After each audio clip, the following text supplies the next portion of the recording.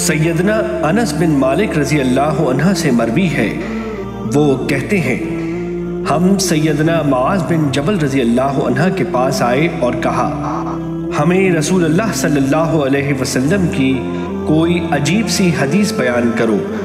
انہوں نے کہا جی ہاں، وہ بات یہ ہے کہ میں گدھے پر آپ صلی اللہ علیہ وسلم کے پیچھے سوار تھا۔ آپ صلی اللہ علیہ وسلم نے فرمایا اے معاذ بن جبل، میں نے کہا میں حاضر ہوں اے اللہ کے رسول۔ آپ صلی اللہ علیہ وسلم نے فرمایا کیا تم جانتے ہو کہ بندوں پر اللہ تعالیٰ کا کیا حق ہے؟ میں نے کہا جی اللہ اور اس کا رسول ہی بہتر جانتے ہیں۔ پھر مذکورہ بالا حدیث کی طرح حدیث ذکر کی، البتہ اس میں جنت میں داخل کرنے کے بجائے یہ الفاظ ہیں کہ وہ ان کو عذاب نہیں دے گا، اور ایک روایت میں یہ زیادتی بھی ہے۔ آخر میں میں نے کہا اے اللہ کے رسول، کیا میں لوگوں کو یہ حدیث بیان کر کے خوشخبری نہ سنا دوں؟ آپ صلی اللہ علیہ وسلم نے فرمایا رہنے دو تاکہ وہ مزید عمل کرتے رہیں۔ حدیث نمبر 5 اور 6 مسند احمد۔ سیدنا ابو ہریرہ رضی اللہ عنہ سے مروی ہے کہ رسول اللہ صلی اللہ علیہ وسلم نے فرمایا اے ابو ہریرہ، کیا تم جانتے ہو کہ لوگوں کا اللہ تعالیٰ پر اور اللہ تعالیٰ کا لوگوں پر کیا حق ہے؟ میں نے کہا جی اللہ اور اس کا رسول ہی بہتر جانتے ہیں۔ آپ صلی اللہ علیہ وسلم نے فرمایا بندوں پر اللہ تعالیٰ کا حق یہ ہے کہ وہ اس کی عبادت کریں اور اس کے ساتھ کسی کو شریک نہ ٹھہرائیں، اور جب وہ ایسا کریں گے تو اللہ تعالیٰ پر ان کا حق یہ ہوگا کہ وہ ان کو عذاب نہ دے۔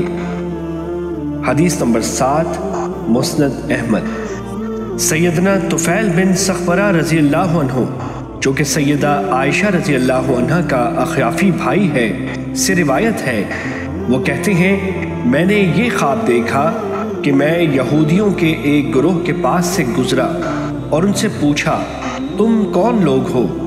انہوں نے کہا ہم یہودی ہیں۔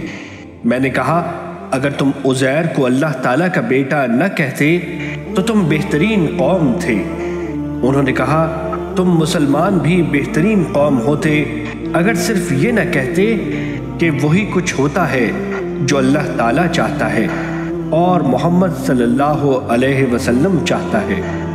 پھر میں عیسائیوں کی ایک جماعت کے پاس سے گزرا اور ان سے پوچھا تم کون لوگ ہو؟ انہوں نے کہا ہم عیسائی ہیں۔ میں نے کہا اگر تم حضرت مسیح علیہ السلام کو اللہ تعالیٰ کا بیٹا نہ کہتے تو تم بہترین لوگ ہوتے۔ لیکن انہوں نے آگے سے کہا اگر تم بھی یہ نہ کہتے کہ وہی کچھ ہوتا ہے جو اللہ تعالیٰ چاہتا ہے اور محمد صلی اللہ علیہ وسلم چاہتا ہے تو تم بھی بہترین قوم ہوتے۔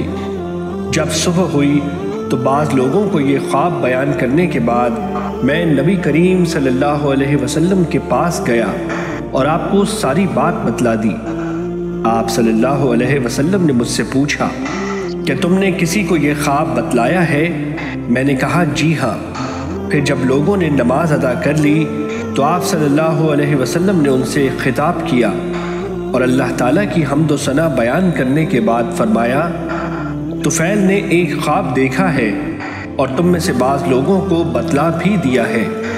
بات یہ ہے کہ تم لوگ ایک کلمہ کہتے تھے، میں اسے ناپسند تو کرتا تھا لیکن تم کو منع کرنے سے شرم و حیا مانے تھی۔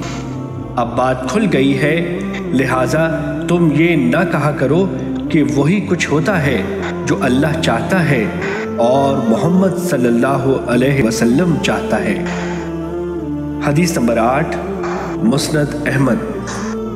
سیدنا حذیفہ بن یمان رضی اللہ عنہ کہتے ہیں کہ ایک آدمی نبی کریم صلی اللہ علیہ وسلم کے پاس آیا اور کہا میں نے خواب میں دیکھا ہے کہ میں بعض اہل کتاب کو ملا ہوں اور انہوں نے مجھے کہا تم مسلمان بڑے اچھے لوگ ہو، کاش تم یہ نہ کہتے کہ وہی کچھ ہوتا ہے جو اللہ چاہتا ہے اور محمد صلی اللہ علیہ وسلم چاہتا ہے۔